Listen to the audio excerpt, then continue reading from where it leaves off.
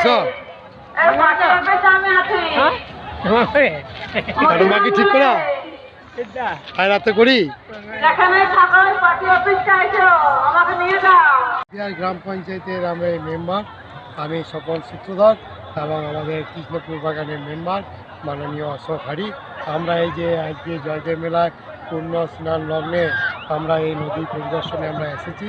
দেখছি অসংখ্য মানুষ এখানে নদীতে স্নান করছে।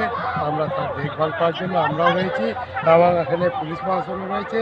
আমাদের এমার্জেন্সি এখানে বোটও রাখা হয়েছে, যদি কোনো দুর্ঘটনা ঘটে সেই বোটের দ্বারা আমরা উদ্ধার করব। আমরা প্রতি বছরই এই দায়িত্ব পালন করে থাকি।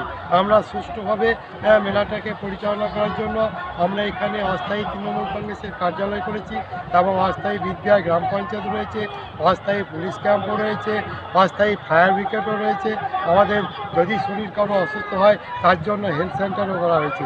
তাই আমরা প্রতি বছরের মতো আমরা এই জয়দেব মেলার পুণ্যার্থীদের পরিষেবা দিয়ে থাকি। কোনো বছরই করলাম না।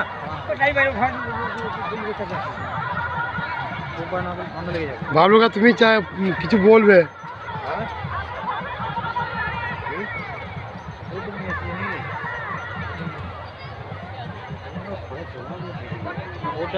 ঠিক আছে ডুবে গেলে